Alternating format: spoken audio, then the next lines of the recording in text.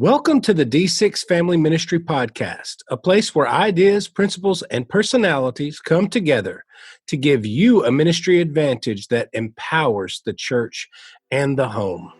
I don't know anything more important in our society or in the kingdom of God than to help the church, help the family. Discipleship is not an event, it's a way of life. And one day it just hit me that discipleship at home was not about doing more. It was about inviting Christ into what we were already doing. The goal of family ministry is not families sitting on the couch holding hands and singing Kumbaya. The ultimate goal is families that love God, love people, and make disciples of all peoples. So that's why you're here. You're here to say 1 hour a week, as significant and as awesome as it is, we know that it's not enough, and we want to be intentional with every hour. You're listening to the D6 Podcast. Here are your hosts, Marianne Howard, Ron Hunter, and Josh Wooten. You know, I'm super excited about our guest today. This couple I want to hang out with them and be friends with them. They have several things in common. They are a couple of kids ahead of me. They have 4 beautiful children, but they have a philosophy in life that they love to have people in their house often. And Lena and myself operate in that same vein. We want to be the house where everybody wants to come hang out, my kids' friends. And it's just like not uncommon for my children to come home and there be people they don't even know hanging out at our dinner table. And I just love the community. It's kind of the founding reason behind their Table 40 podcast that Leslee does. It's Matt and Leslee Holliday, by the way. You might recognize Matt's name. He is a 7-time All-Star. He has played major leagues for quite a while. He played with the Rockies, A's, Cardinals, and the Yankees. So we are thrilled to have them on our podcast today. And they share a little bit about their love story and 20 years of marriage. So it's a bit of a marriage podcast. So with that in mind, I'm so curious because I actually don't know the answer to these questions, but I'm going to throw them out. I want to know how you guys met your spouses, your significant others, the story behind the story, so to speak. Ron, we're going to start with you. How'd you and Pam meet? I thought you were going to start with Marianne. You know, meeting my wife was a very unique experience. I had attended my freshman year of college, and I had signed up to be in the military, and I did basic training before going to my freshman year, but I had to go off and serve my advanced training after my freshman year. And my advanced training was I was a parachute rigger, and so I had to go to jump school and then to Fort Lee to parachute rigging school. And that school is 3 months long, and it caused me to miss the first semester of my sophomore year. So all these friends I made my freshman year were back at school for their second year of college, and I was stuck away at Fort Lee, Virginia. And I would write some of them letters occasionally. Well, one of my dearest friends, I got a letter from him.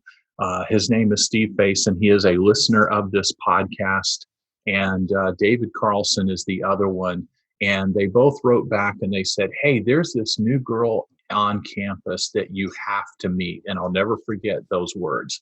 There's a girl you have to meet. And they told me about her. And I didn't know it, but they were already orchestrating setting us up. And so I was introduced to my wife in this letter.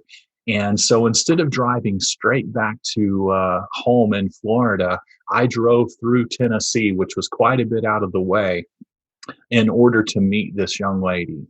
And we got a chance to meet while I was driving through campus. She walked up to the side of the car while my friends were on the other side of the car, and we met for the first time right there on the side of the car. And I could go on and on about first dates and everything else, but you know, Matt and Leslee talk about some old school dating before there were apps and everything. Well, it happened in a letter for my wife and I. What about you, Marianne? Well, when I had come home from college and there was a season transition for me, let's just put it that way. And I moved home from being away at college, and I'm at an Old Navy with my mother, and I run into a friend from high school, which for me was awkward. So I run into a friend from high school and we get to talking, and he said, there's this Bible study. I would love for you to come since you're back. I want you to come to this Bible study. So I go with him to this really cool college Bible study that's happening in my town. And then he, at the end of the Bible study, said, would you want to come hang out with me and my roommates? We're going to have like a movie night. And I said, sure, because I didn't really have community at the time. So I go with him, I meet him at his house, and one of his roommates is my husband, Chad. So I met my husband, Chad, at his house. We were friends for a really long time, and I was always so intrigued by, he is a steady thinker, and he has deep thoughts about God. And so my heart always was stirred for his knowledge and understanding of who God was. And so friendship led to marriage. And that's the way it should be. What about you, Josh? Oh, well, you're right. That's the way it should be. When I met my wife, I was long-haired, skinny, and playing in a rock and roll band. And it was the day she moved back from California. And I was actually popping into the Walgreens, or Eckerd, rather, right next door to the place that I was playing to get some bottled water. And met Lena right outside in the parking lot. And it's funny. She reminds me, you remember you were telling my friend, hey, can you believe I have a girlfriend? And after laying eyes on Lena, that girlfriend didn't last incredibly long after that, because she was a sight to behold. And yeah, that's where I met my wife, is outside of an Eckerd grocery store, telling her friend about my girlfriend. And the rest, they say, is history. It's history, yes. This was before the digital age, friends. Yes. All of us dated our spouses when there was no social media. We didn't get to, we didn't get to go know about them before we know them. There was none of that. No, it had to be exploration. So yes.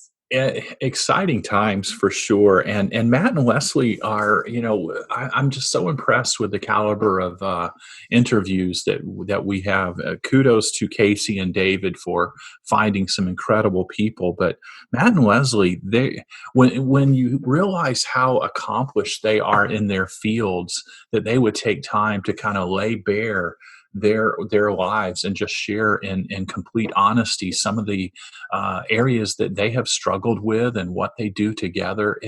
I find it encouraging, from a marriage standpoint, from a family standpoint.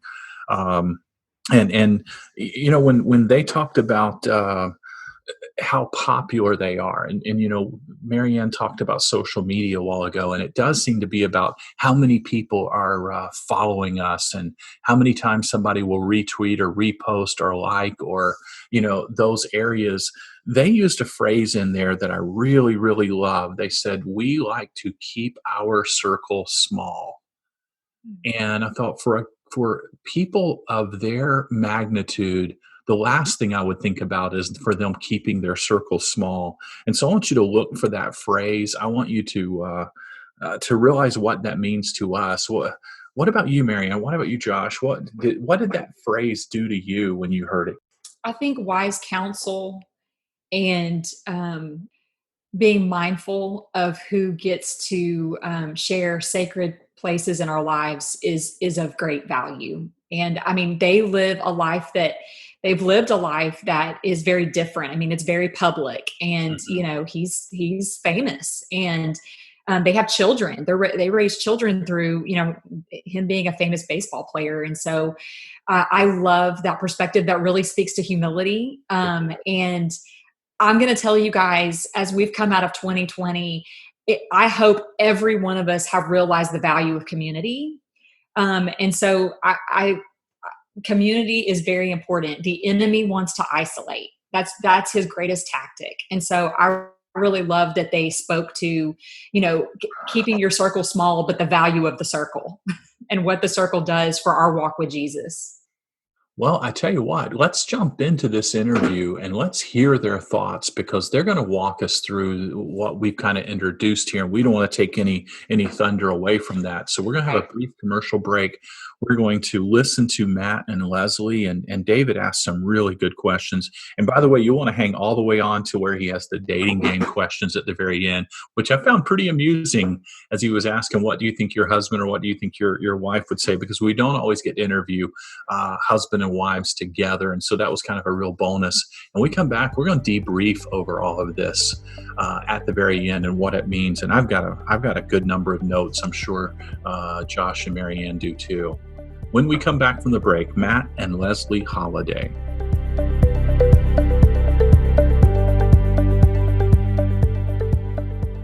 D6 curriculum is centered on the discipleship philosophy found in Deuteronomy 6, that parents and grandparents should be primary in the discipleship of their children. To accomplish this, D6 curriculum aligns every age in church on the same biblical passage or topic. Family alignment serves as a catalyst for parents to have conversations with their children about faith in the home. D6 also provides many other tools to help parents and grandparents. Learn how D6 curriculum can empower parents in your ministry at d6family.com.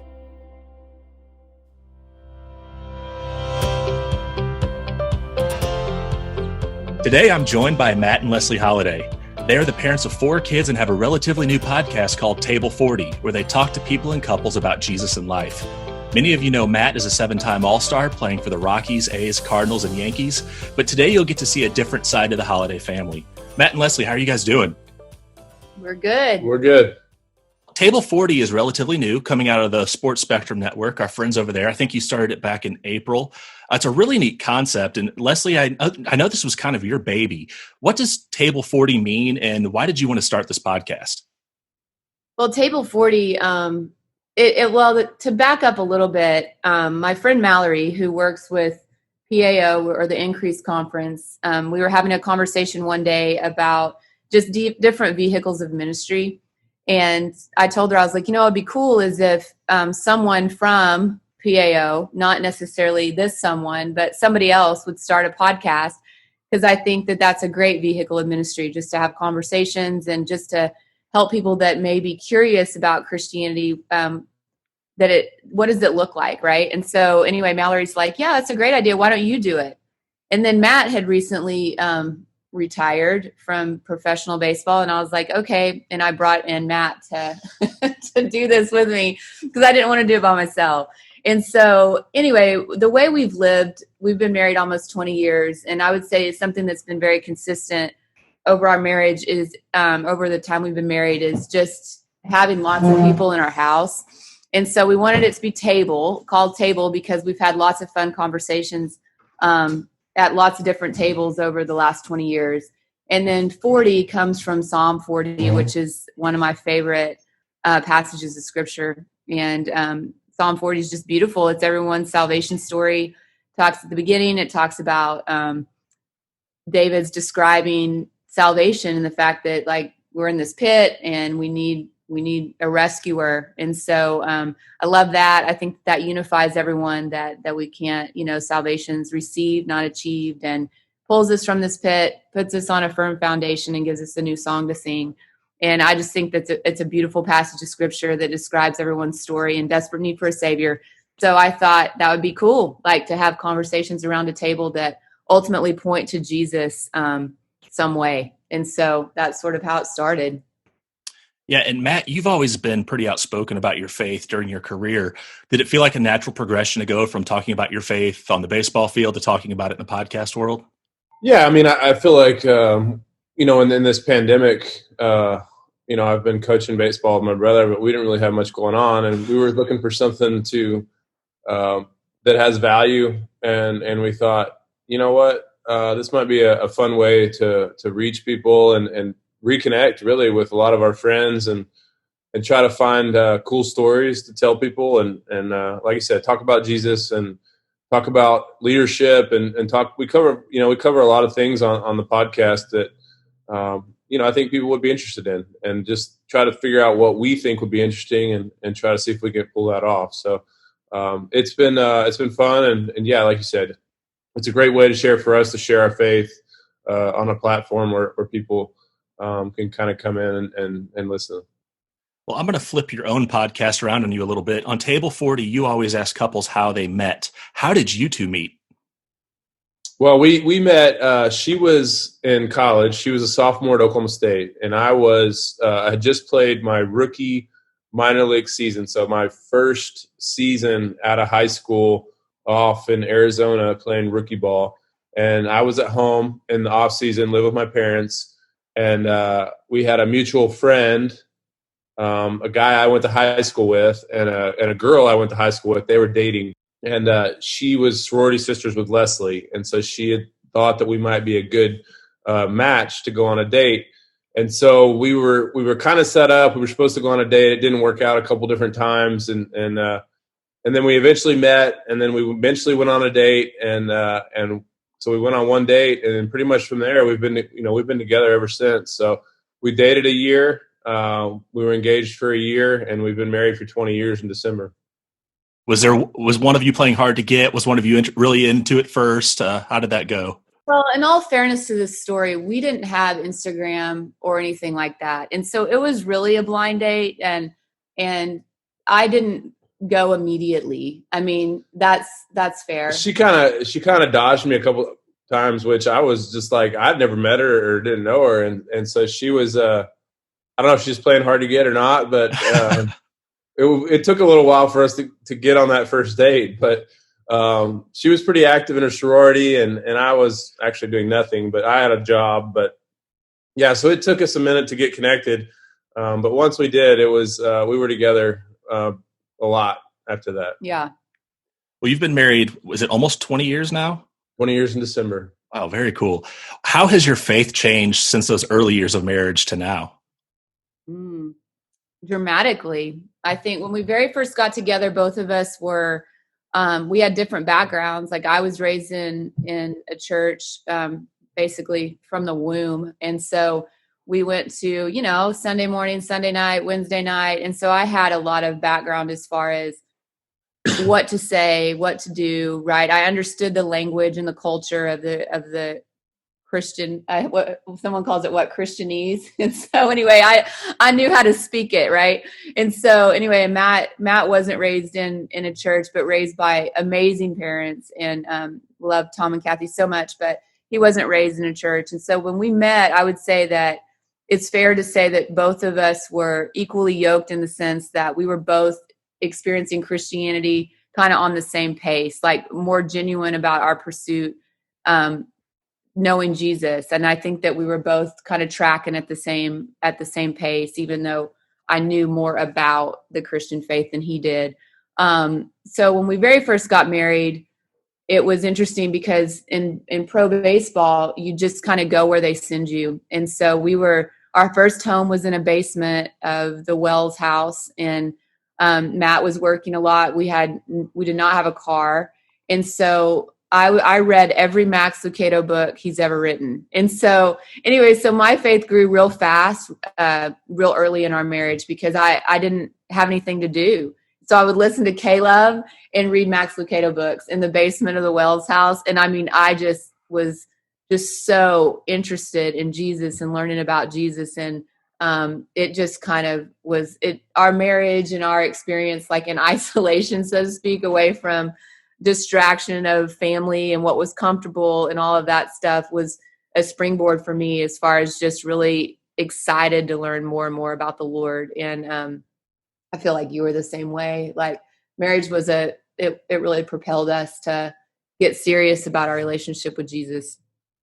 Yeah. And I think that we've talked about this before, but I think God placed some really cool people in our lives along the way. We got a chance to be around a lot of really neat pastors and friends and mentors and players. And it just felt like God kept placing people in our lives that were helping to shape, and iron sharpens iron, like really sharpen us and to help us grow in our faith. So it was pretty, it's, as you look back on our career, when you see kind of every stop, all these people that had an impact on our faith. It's pretty fun to look back on.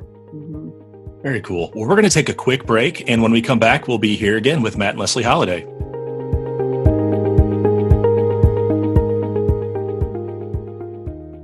Start connecting with your family today with the D6 Family app, available for free.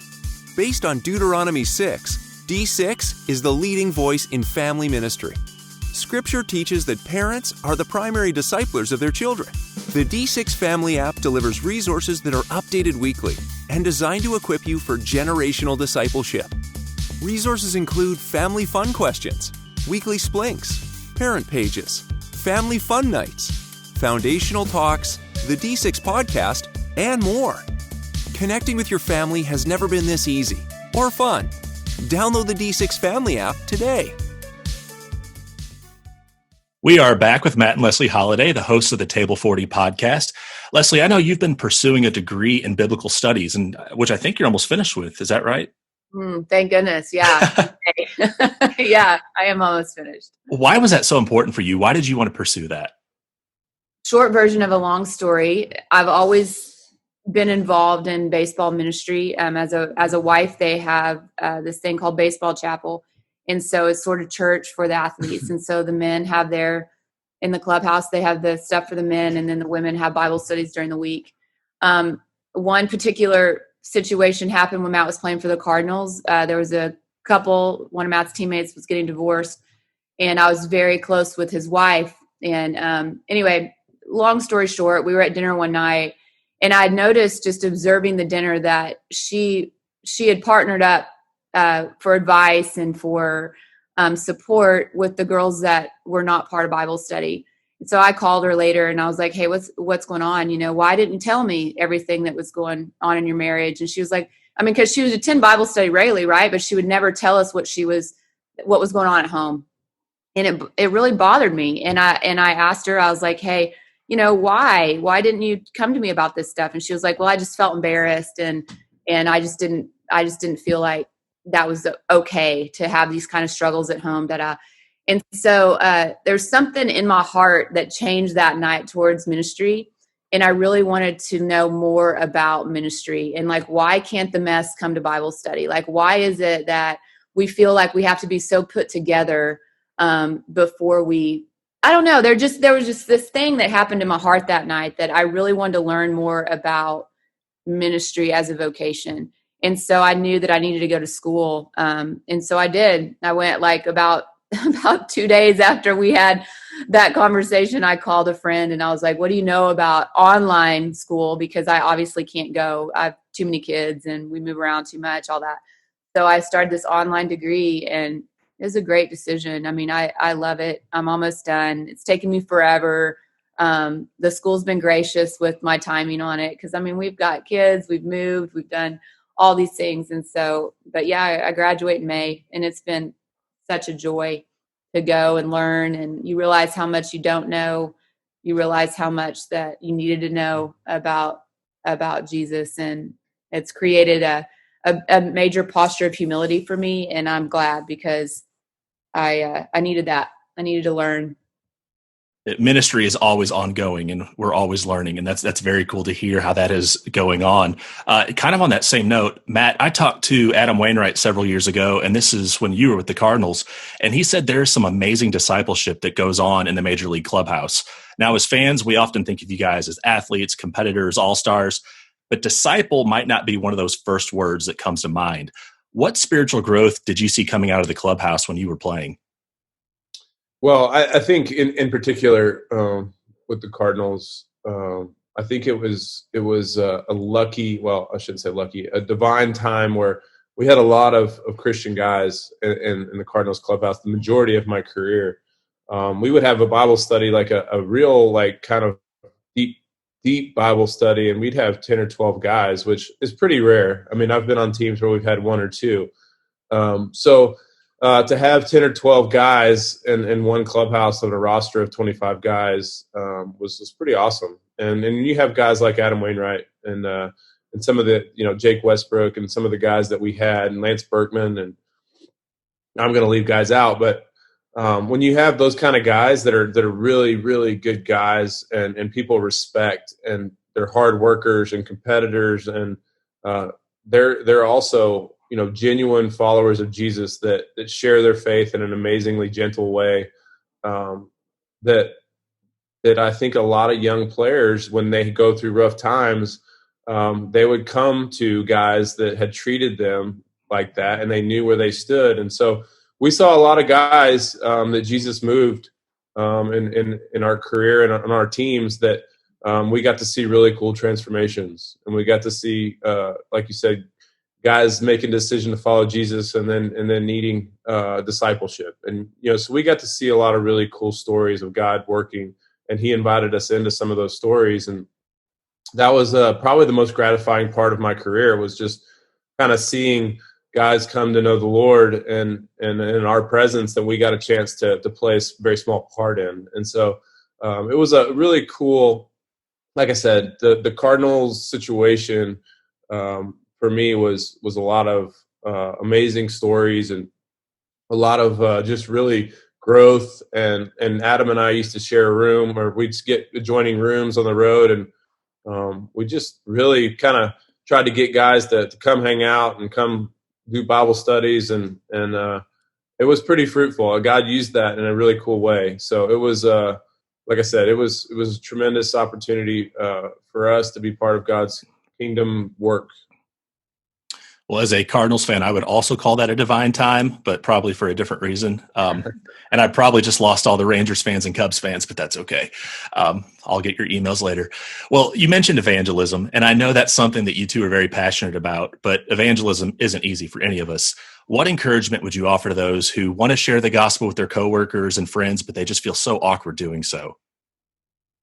Yeah, I think that you have to establish a relationship first and foremost. And I think that, I know for me personally, there was nothing that, in my opinion, that's more of a turnoff than someone just firing off like these things about, or these facts about Jesus, without seeing Jesus living like through you. And so I think a relationship with people earns the right to talk about what you love.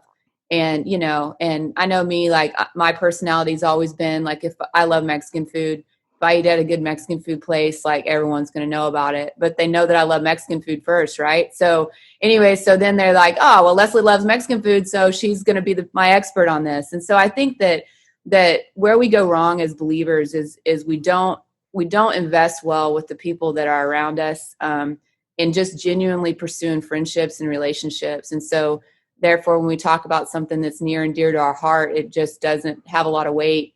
But I think if we invest well with people that God's placed in our circle of influence, then when that time comes, and we can have these conversations about our love for the Lord, it's gonna carry some weight. And so I don't know, that's what I would say. I think that strategies of evangelism never, ever work unless you pursue people in a genuine relationship first. So what do you think? Yeah, I mean, I think that everybody has their own style, right? So there's going to be people like, even in a situation like where Adam Wainwright might do it differently than I do it, because he's just maybe a little bit more outgoing, where I'm a little more relational. I just think that there's different ways that you can be yourself and share the gospel, and like she said, talking about your sphere of influence. I think if people see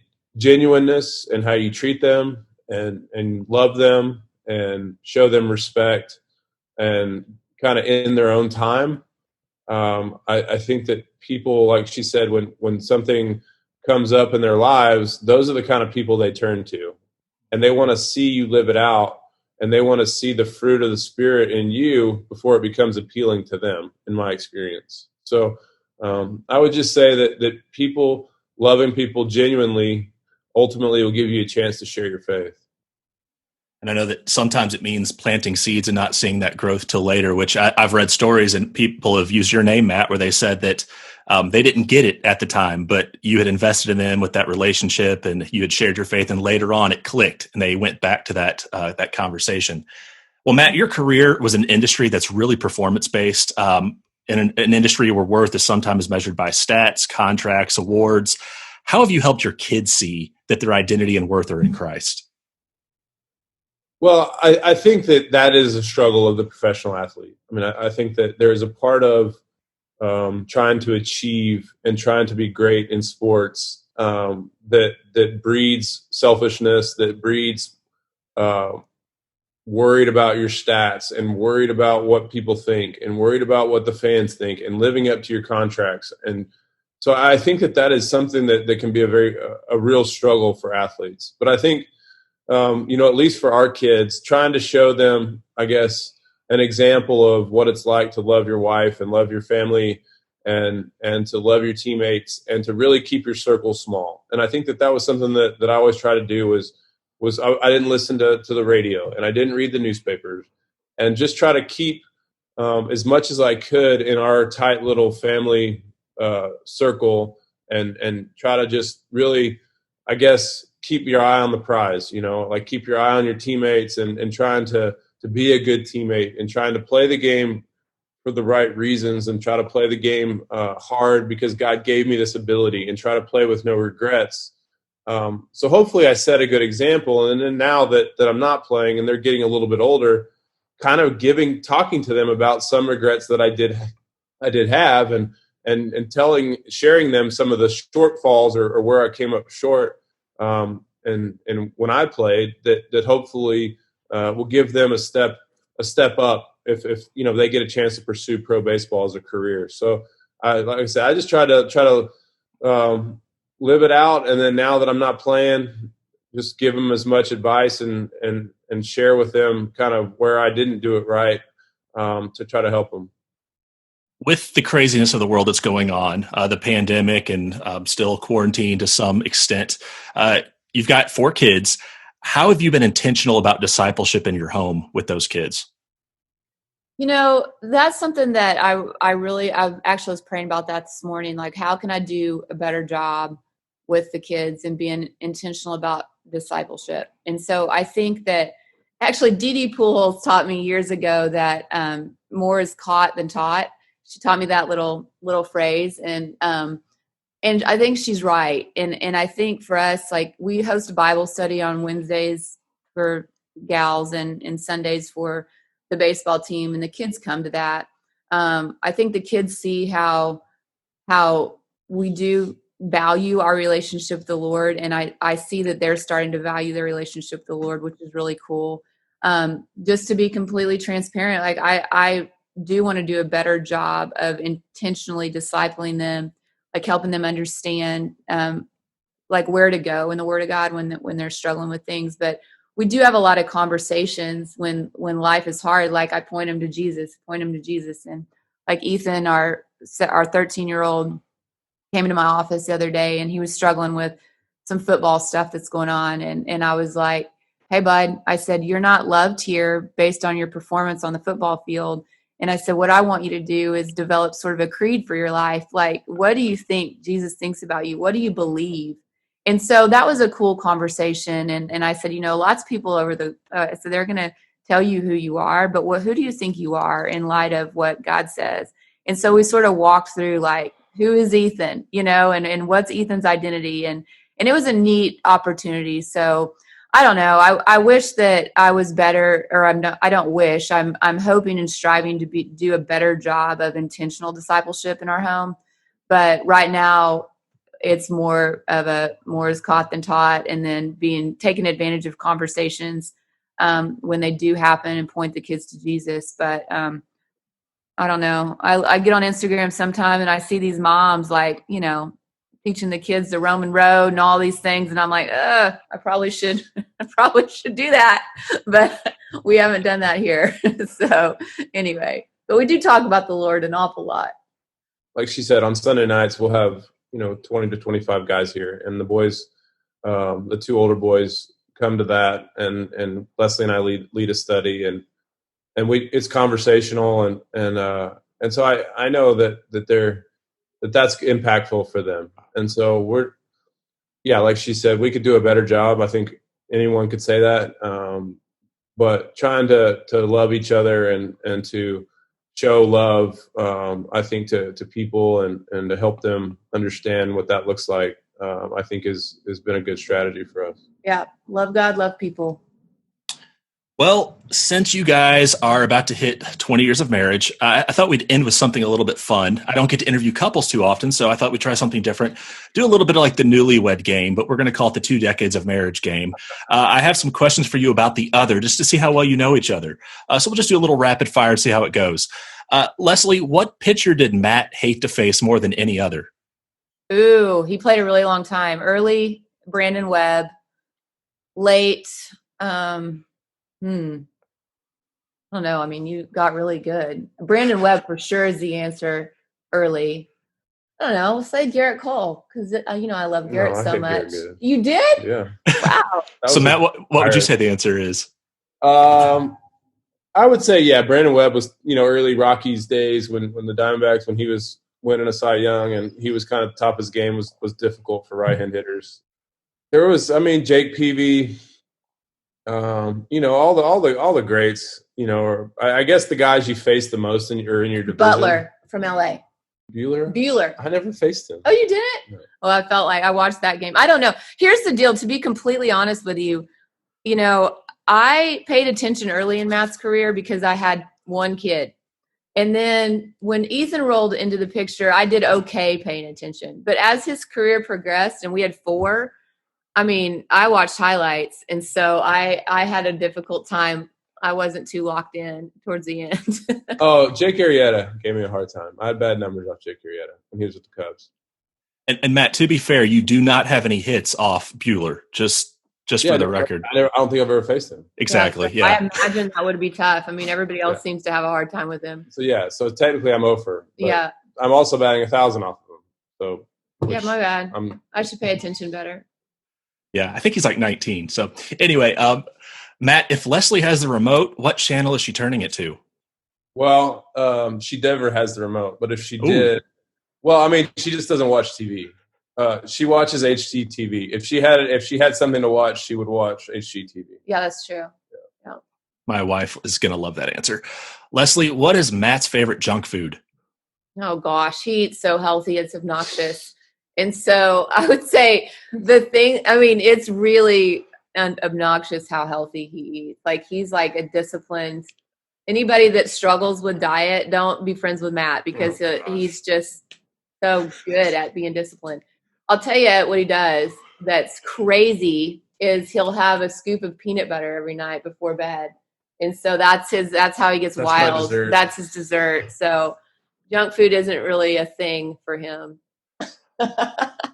Well, as hard as you hit the ball, yeah. Oh yeah. As hard as you hit the ball, I kind of assumed you were just downing like full chickens every day. And so, I eat a lot. I don't eat a lot of junk food.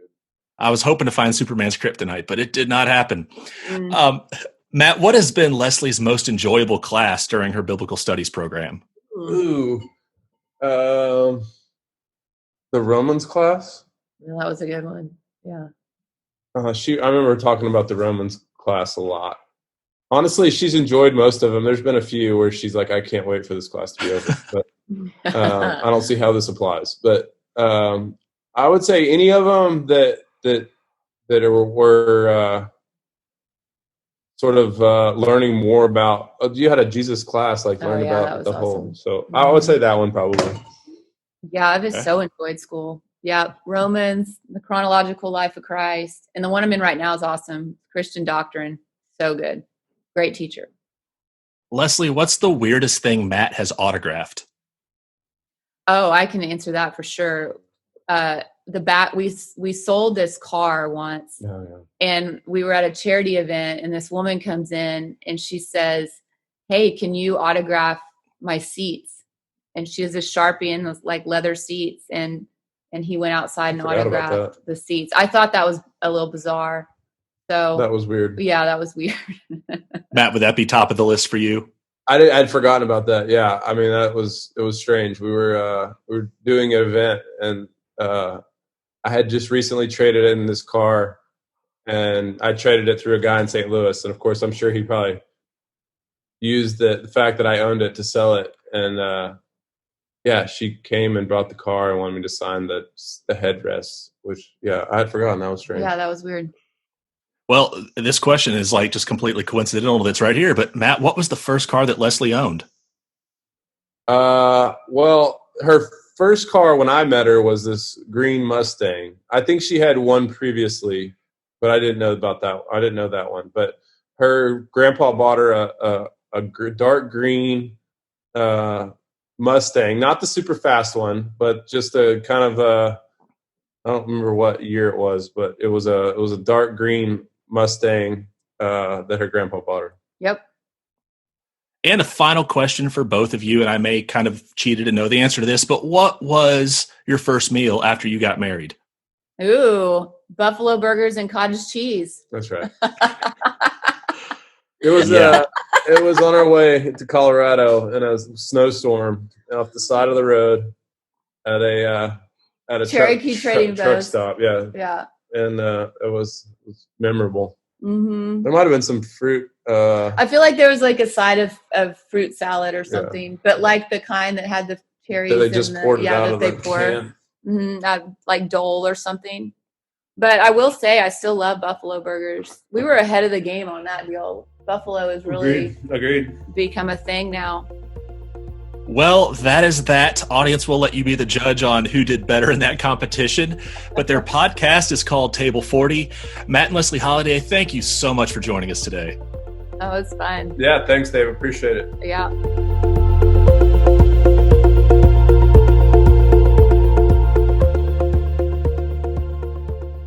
Wow, I tell you what, from the very beginning of the interview to the end, you kept hearing them name drop, not in a way that was bragging. It was giving honor to that small circle that we talked about leading into this. In fact, they said early on in the interview, God placed people in their lives that they learned from, and they sought out advice from those people that wound up grounding them. So, I can name on one hand significant people in my life I have gone to that have been major life shapers. But I've often thought I would love to do a personal journal, nothing that I would ever publish, but I would love to do a personal journal and name the major people in my life that taught me some aspects. Some were long-term, some I had one single conversation with, but I never forgot it. And I'd love to weave a story together over those kinds of people that taught me about how to think about money or how to think about humility or, and these are little conversations in here that we've had. Do you want to share, a person that just had a momentary conversation with in your life that, we heard from this, or what have you guys had people like that in your lives that, you just think, wow, that we don't reflect on a regular basis? God is so good to use people as his hands and his feet to love us and shepherd us and spur us on. And it's so crazy when I look back on stones of remembrance in my life as I grow to know and love Jesus.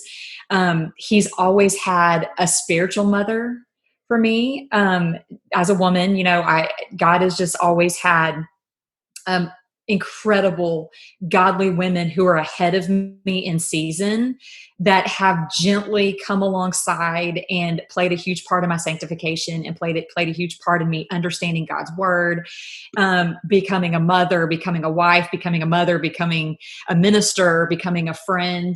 And just, they have truly shaped the woman that I am today. And so they know who they are. They're still in my life. And, I think something that's important to note here is the openness to mentorship and the openness to community. I think that's a key component that I love that I hear from this couple is they're so teachable. They're just teachable. They're like, we just want to do life with people. We want to gather around the table and talk about Jesus. That's what they're about. And it's a super simple concept, but the next step is the action of, okay, I need to open up my table and I need to invite people into my life. And so I just love who they are and how they value community and how it shaped them. I've had, it's funny when they put it like that, where you put it like that in the question of I have had, one guy that I'm not extremely close to, but the way that he prayed for me in public, I remember being at a Mexican restaurant, and I was early on in my Christian journey, and we were wrapping up a lunch, and I said, and he asked me, how can I pray for you? And I just said, hey, if you just keep this in mind, I've got this coming up. I just appreciate the prayer. And I was standing up, as we were exiting the restaurant. And he goes, well, great. Yeah, let's go ahead and do that. And he laid his hand on my shoulder right there in Chili's. And I was like, wait a minute, what are you doing, man? We're right in the middle of Chili's restaurant. And I was brand new Christian. And I thought you would just go off and pray by yourself. But he taught me the value. And he goes, because I know me well enough to know I'm going to maybe forget, but I don't want you to ever doubt if you ask me to pray for you that I'm going to pray for you. And I'd rather pray right then and there and know that you are prayed for and you are not alone in this. And it taught me. And now I'm the same way, freaks some people out that I'll just pray anywhere, anytime. They're like, man, you just went right for them. Yeah, that's what I do. Well, before we exit out, they gave one more thought I did not want to overlook.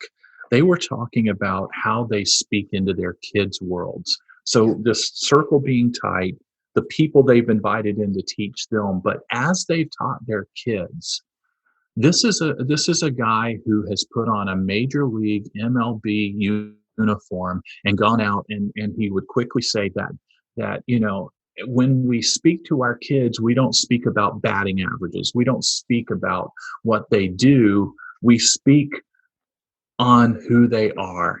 And it's something that I've always tried to challenge parents to, because I kind of grew up in a family. I love my mom and dad, but it was a family of, oh, how's your grades? How's scouting going? How did this go? And it was always about what we were doing. It was rarely addressing who we are, in that. And what I want us to think about as parents, and this is hard, but we need to cultivate the ability to look at our kids and realize, hey, you're being kind right now. I appreciate the kindness in you. Or catch them at a moment where their integrity showed through and just really brag on integrity or compassion or whatever those internal traits are. As parents, spend time building up who they are versus what they do. And I heard that from Matt and Leslee, and it so resonated, because this is a couple that have such great achievements. They could be focusing on, hey, what are you going to go out and do? I mean, how would you like to be his son or, his daughter or her daughter? And like, how do I measure up to mom who's got a podcast? How do I measure up to dad who's this all-star? Those words matter. And how do you prompt yourself to kind of dive into that, who they are versus what they do mentality as a parent? I've been recently challenged with the statement. I have it written down on a Post-it note sitting on my computer right now that says, encouragement causes more change than correction. That's a good phrase. Encouragement causes more change than correction. Encouragement causes more change than correction. Well, and it's, she touched on this. She talked about the Mexican restaurant evangelism, yes, metaphor, whatever. She said, I'm going to take my cues on what Mexican restaurants to go to by people who actually love Mexican food. Like if I know they are passionate about, Mexican food, I'm going to trust their judgment. It's just like us and Jesus. They have to know that we love Jesus before they want to know all the facts and care about it. And it's just I think it was a great illustration that, she said, as the baseball world goes, more is caught than taught. That's right. And I want to just end as we're, kind of closing out here. I walked away with an action step. She mentioned that she encourages her children to write creeds over their life. Mm-hmm. And I wrote that down as an action step. And so I'm starting to work on that with my sons. And so I just want to challenge you guys as families to pray about what a creed might look like and how that could speak identity into your children. And what do you want your life to be about? Now let's live out that creed. I really love that. That was a great practical way to celebrate who Jesus is. And I just also want to tag onto that. David asked this couple about how they disciple their children intentionally. And I loved their response. They were so humble of just like, they answered it the way I feel like I would answer it is, I'm doing the best I can, but there's always more I could do. I loved that they responded that way. And I just want to say to our audience, D6 Everyday at-Home Bundles is a great, intentional, tangible way for you to disciple your children and get every single age on the same page. But it's an at-home. You get to come around God's word at home, at your table, together with our at-home bundles. And so I just want to encourage you to take a look at those and how those could be an intentional discipleship tool for your children. It is one of our fastest growing paid resources that we have right now. And if you're not aware, you do need to pay attention to that one for sure. Marianne, I'm going to toss this back to you. You mentioned developing this creed over your kids' lives. And I know our audience realizes we record some of these ahead of time, and coming out of the holidays we are. I'm going to challenge you to journal the process and blog about it. I feel a little hypocritical because you've asked me to do a blog or two in the past, and I've not always been able to deliver that to you. But now I'm asking you because I know you'll do a wonderful job with this, and you'll be able to write that narrative in a way that encourages other parents to do it. But knowing when this episode's going to post, maybe we can have it up soon thereafter. And your thoughts on that. But that's a really good thought. Next week, we're going to be dealing with an interview on how do we engage with social media, and how do we deal with controversy that's out in our culture. You know, in addition to COVID, the other item that has so marked last year, 2020, has been all these different protests and ideas, and how do we say something out loud on this. And so many people have not known how to speak. And so we've got quite a good expert on this. Daniel Darling will be our person, and you will not want to not hear what he has to say on boycotts and social media and all this other area, and how we as Christians should respond. So let's look forward to next week. Until then, look for opportunities to engage your kiddos. And remember what Matt and Leslie said, and I'll bring this back up: build a relationship. It earns you the credibility in order to speak into other people's lives for sharing the gospel. So build relationships this week as you go out. We'll see you next week. You've been listening to the D6 Podcast. You can learn more about D6 at d6family.com.